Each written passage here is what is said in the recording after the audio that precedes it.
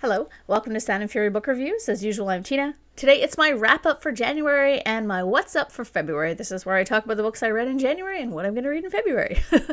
This month was an interesting one for reading because I had to finish up the initial reads on the SBSFC 4, which took up some time, and then I was on vacation in Mexico.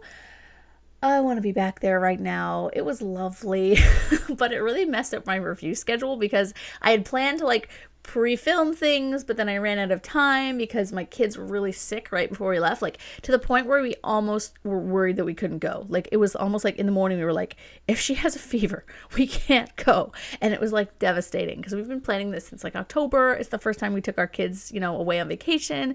And I was just so done, I was exhausted. And I was like, please let us just go on vacation.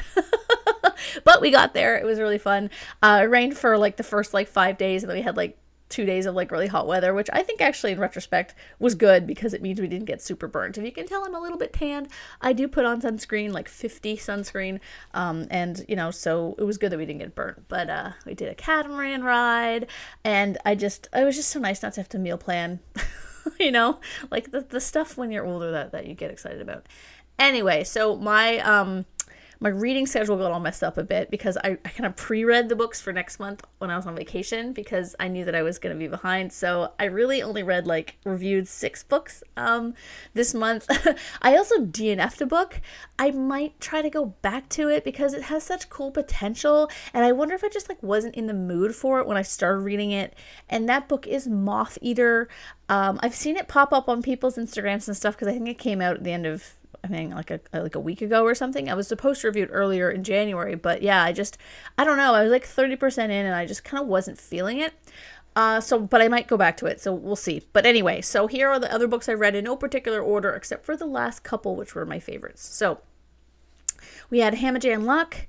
This was a sci-fi heist novel. It was very kind of queer and fun, and it also had a bit of emotional heft to it. I really liked it. I thought it was really, really good. There was The Bones Beneath My Skin. This was was a queer romance about this guy. He goes back to his family's cabin and finds these 2 kind of squatters there. This older guy, and then this young girl, and the young girl is very strange, and it's kind of like an action adventure. I don't know. It's interesting. It kind of blends a couple genres, and I really liked it. If you like Clune, you'll probably enjoy it. And then there was Insiders, which I just reviewed yesterday, which was a space opera. It was self-published. I really liked it. It was about basically a crew who gets saddled with this kind of weird, this teenage girl who's kind of been symbiotically fused with this plant being, and there's also mercenaries, and there's this crazy virus, and it's really fun. There was also The Wager, which was a historical fiction / nonfiction. I say it's kind of both because, it obviously there's parts of it that he had to create to make the story, but then it's based on a true story and it's full of primary sources. I really, really enjoyed it. I really liked it. It's about a shipwreck basically and survivalism and these men that have to a bunch of mutineers and stuff. It's really good. And then we have the 2 that I had trouble deciding between. In fact, The Wager was up there too. And that's Desert Talon. That is the sequel to The Mountain Crown. It's a novella. It's a fantasy. There's lots of dragons in it. It's very political. It deals with some heavy topics. It's really, really well done. The Mountain Crown was one of my favorite books last year. And then we have Grave Empire by Richard Swan. It's the start of a new fantasy series, and it's just sprawling and epic, and it's dark and gritty, and it has a lot of really cool stuff in it. I really enjoyed it. If I had to choose between the 2, and The Wager too, that's really hard. Maybe I'll just make a thing that I won't do sequels as favorite books of the month, because it seems half the time if I do a sequel it's because I really love the other ones. So maybe it's an easy out to say that Grave Empire was my favorite book last month or this month. All right, so it's a Grave Empire. I really look forward to the next ones in that series, and thank you again to Orbit for giving me a art copy. I was really happy about that. So, what am I reading next month? As usual, I will forget what half of the premises are, but I have read a few of these already. I'm actually prepping to record the videos of those soon anyway, so I know what those ones are about. So first we have Beartooth. This is a contemporary fiction. Wow, you don't see a lot of those around my channel. About two men who live in the kind of like mountain areas between Wyoming and Montana. The Beartooth Mountains, I guess. And it's basically just a story about kind of their interesting life on the edge of poverty and kind of how they survive. And it's hard to describe what it's about because it's very layered, and it was really good. You'll be getting that review next week on Tuesday, I think. So yeah, stay tuned for that one. Then there's the Spirit Collection of Thorn Hall. This one is about a young woman named Elegy, and she lives in this haunted house. There are spirits, 16 or 15 of them, that have been kind of bound to her family line and to this sprawling mansion that she lives in, and she is tasked with kind of keeping them under control. It's like kind of a whimsical horror, I guess you could say. That one I'm reviewing next week too.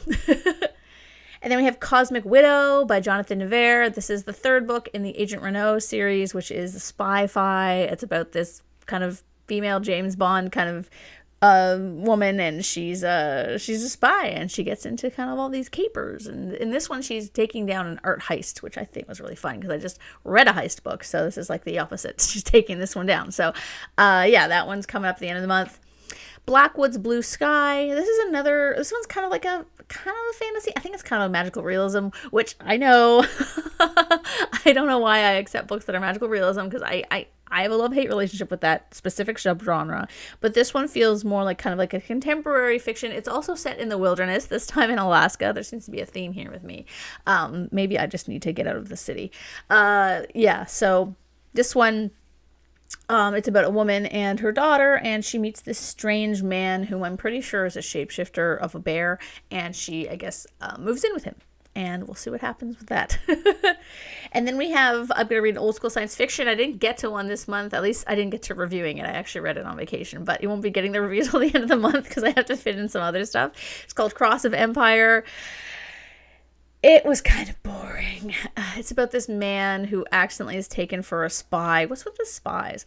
And by this evil empire, and he has to kind of escape. And it's not that good. Anyway, I'll be reviewing that one. I'll also be reviewing Sirens by Amelia Hart. I just read back in December, I think, Wayward, which was her first book, I think, her debut, I think. And this is another kind of similar historical fiction / kind of fantasy.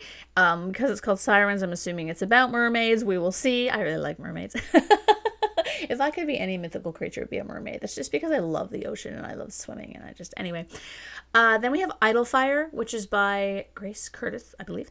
And so I've read a couple of her other books, and I didn't love them. So I'm hoping this one is like the one that does it for me. I really liked them. I just didn't, I didn't have that like really, really big spark for them. So this one is, I believe, a quest narrative with lesbians in it. I can't remember anything else about it. And then we have Blood on Her Tongue, which is by Joanna Van Veen, the author of My Darling Dreadful Thing, which I adored last year. I ended up actually getting it for Christmas. It's on my shelf somewhere.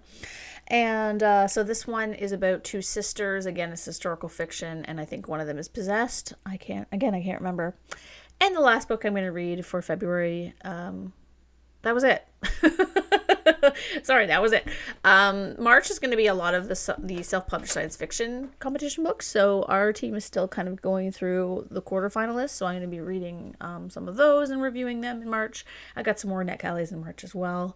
So that is my wrap-up for January. I hope you found that interesting. Let me know in the comments if you've read any of these books, and if you enjoy them, or hated them, or love them, or whatever. So thanks for watching.